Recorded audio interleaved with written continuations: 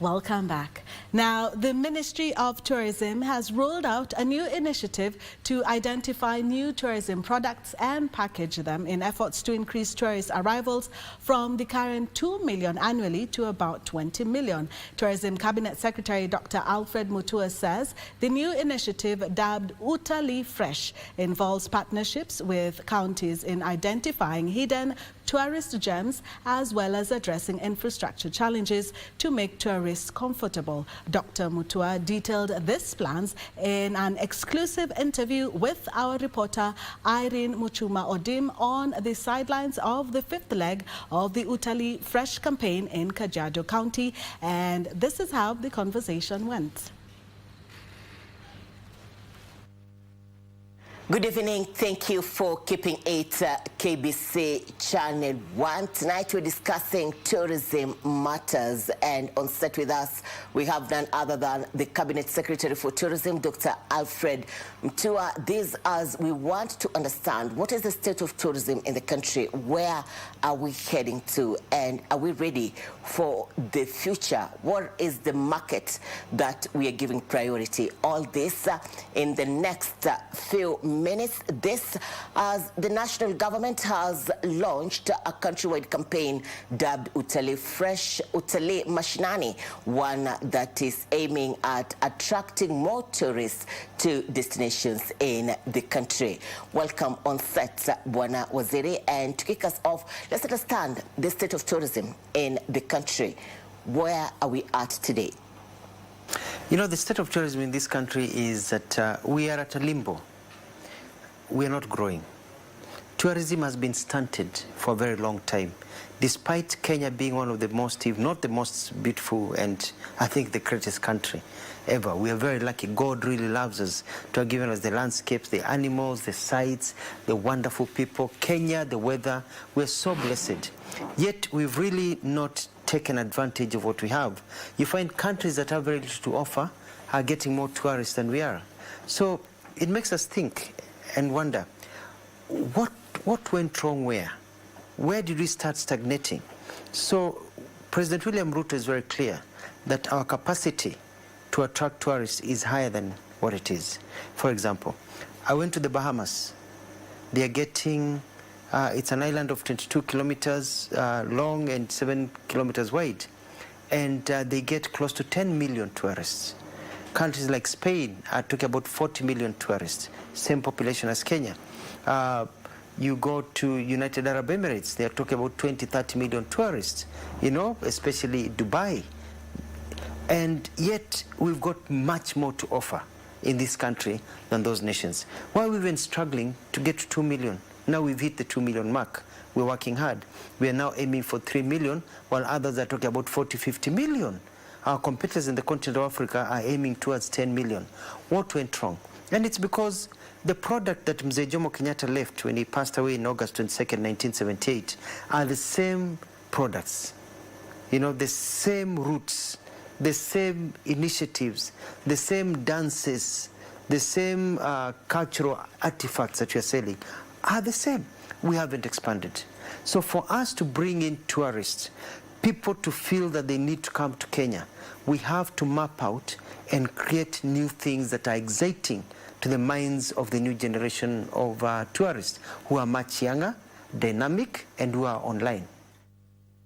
There is this concern, and even I heard you mentioning in Taita Taveta and also in Kwale while you're touring the tourist destinations in the area. Utalii umechoka. What are these new strategies that we are trying to put in place to ensure that we get back to where we were as a country, considering that the number of tourists today are not as flourishing to our expectations? What it is Utalii umechoka because we are just, it's the same things.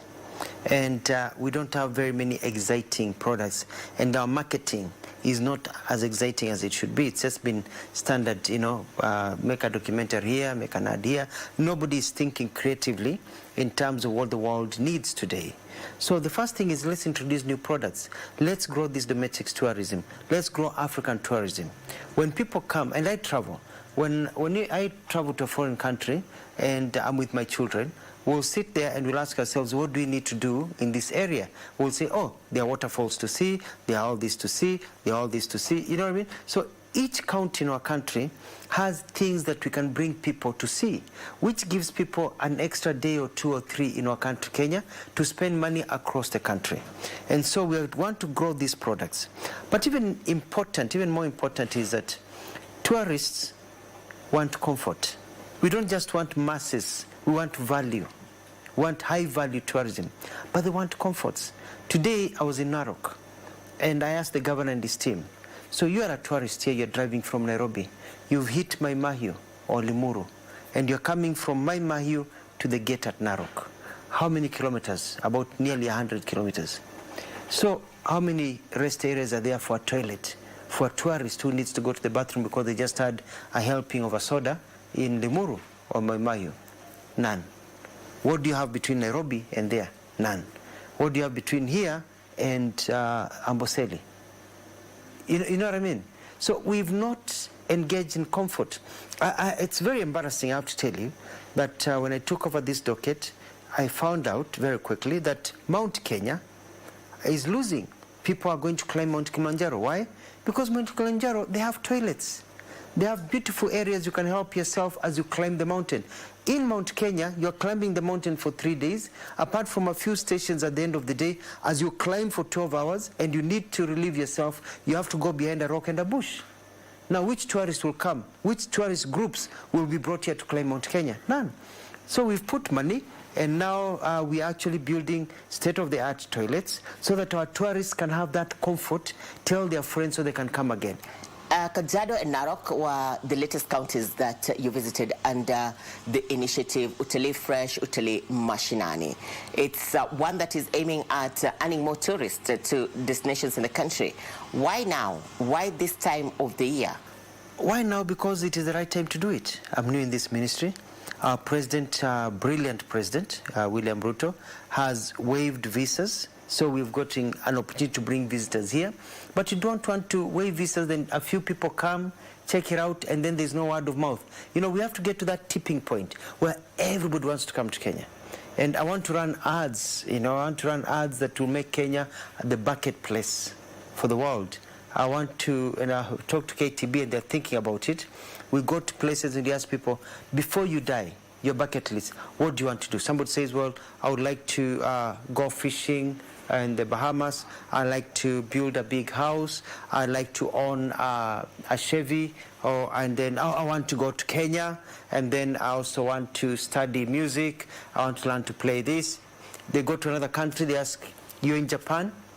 What is your bucket list? What do you like to do? Somebody says, well, I like to learn how to do spear fishing. I like to grow a big farm. I like to dine in a castle. I want to be able to drive a sports car. Or I have to visit Kenya. And then I want to be able to play in a music band. So that everybody's talking about, out of their 7-10 lists of bucket list, I have to go to Kenya. Simple marketing. But then what is there in Kenya? It can't just be the animals. It has to be more than just the animals, Filmmaking, sports tourism, all these things. Revamp them up. I'm telling you, somebody once said, build it and they will come. Create all these avenues and people will come. What was it today? Early morning, you were in Kajiado County, and from the turnout of the Ma community, the issue of the Amboseli National Park being reversed back to the community from the national government, or let's say to the county government, could not go unmentioned. What's next for the Amboseli National Park? The president promised the Ma Nation that Amboseli would reverse, and I'm saying the word reverse back to the county. Why am I saying reverse? Because originally it used to be a reserve. And then it was a reserve for some time, then it changed and became part of the park, run by the national government, so that national government could run it better at that time. And there were attempts to reverse it back to what it used to be during, I think, the last days of Kenyatta, and quite a bit during Mwai Kibaki's days when I was the government spokesman then. But the process was not completed for whatever reason. So they have been waiting for that reversal because it has been shown that with the Masai Mara and other reserves, the community gets to benefit because this is part of the heritage, it's part of the devolution process for them. So I was able to go through the process, legal process, look at the constitution, everything, and I appointed a committee, a transition committee that is going through all the stages that need to be met for the handover. And we are well advanced in terms of this process because the idea is it will reverse to the county government. County government will continue running it, but with the same standards that are being run by ourselves in the Ministry of Tourism and Wildlife. You know, we are training the rangers, we're looking at the payment systems, the infrastructure, so that they do it the same way we used to do it, but then now the benefits are accrued more to the community, to the county.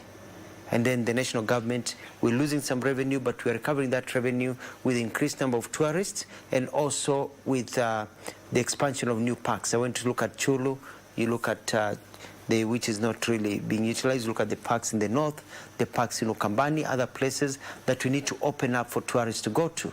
So that this is a process that is important, but it's on track.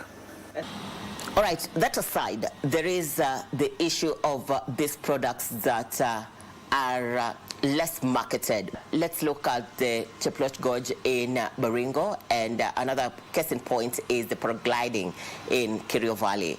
What happened, and how are we intending to re-embark on marketing these products so that we get tourists who are interested in them? We've had hotels close. We've had lodges shut down. We've had adventure series cancel over the years because of various things. You know, COVID did not help, but also because of the enabling environment. Now, Kenya is at a new place. For example, let's talk about paragliding. Let's talk about zip lining. Let's talk about hiking. Let's talk about viewpoints, you know. And a case in point is one. There's a viewpoint for, I don't know, Kenyans who've traveled from Nairobi to Naivasha. There's a viewpoint on the escarpment on the way to Naivasha. Wonderful. People stand on the side. There are no railings. There is no information. There is no map saying that is that Longonot, that is that. So I want to do something about it. And it's because government has not really done its share of work of providing the enabling environment. When it comes to places like paragliding, some of these dangerous sports, government also needs to provide, you know, some medical services, be able to provide some enabling environment like good toilets, changing rooms for people, and all that, you know. And when I say government, I just mean the national government, even the county governments, because that is the enabling environment that allows people to stay there, people to do things. Yesterday, I was in Kwale, and they took me to a place where on the waters, there is a rock formation that is the shape of Africa. People go there to see. They like to get more people going there, you know what I mean? But then, if you're there, there is no parking area. It's just a bush. There are no comfort areas if you want to use a toilet. There is no curio shop or information center that tells you about it. So people just come and see and then go. Want to bring it so that people see, pay some little money for something, and leave the money here. I went to Mauritius, and in Mauritius, everywhere you go, you're paying. You're paying. You're going to see just a statue, you pay. You go see a small waterfall, you pay. You pay, you know, and that's the idea. And tourists will pay $1, $2. You pay $1, $2, you know. That's 200, 300 shillings. It means a lot to the collection kitty of a county, and it goes to the pockets of 190.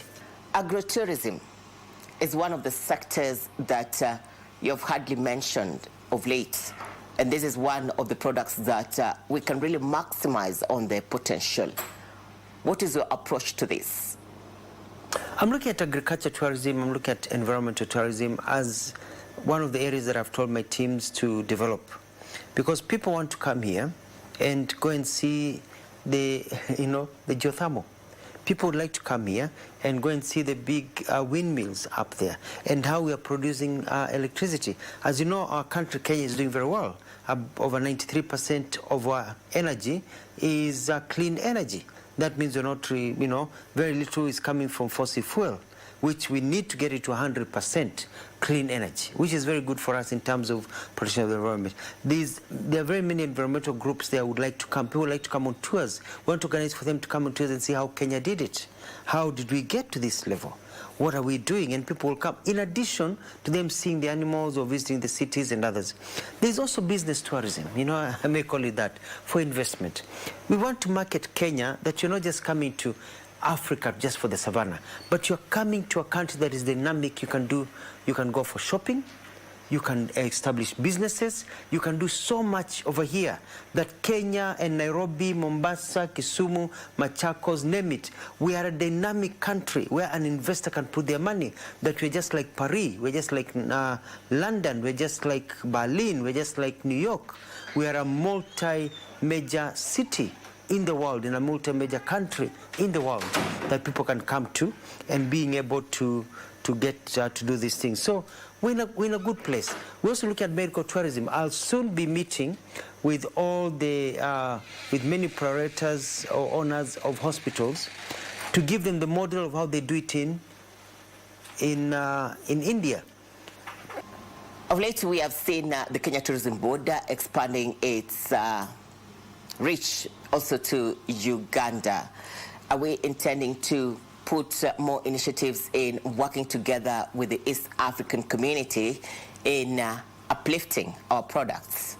I think there's also strength in marketing our region as a circuit, so that somebody who doesn't have money to come back, who has to choose between going to Zanzibar, going to see the Rwandese, or Ugandan, the gorillas, or seeing the savannah grasslands, or seeing the beach in Kenya, we want to be able to tailor products. Say somebody come here for 7 days or 8 days, you know, you come to Nairobi, experience the wonderful city of Nairobi that has been ranked as one of the best places to visit in the world, and then go down and see our national parks, go to Chulu, or go to Savo, or go somewhere else in this country, or Samburu, see our Big Five, and then from there fly and see across the Lake Victoria, you know, maybe even take a cruise ship that we're looking at getting from Homa Bay or Kisumu all the way to Jinja in Uganda, drive across the border, see what they have in Rwanda,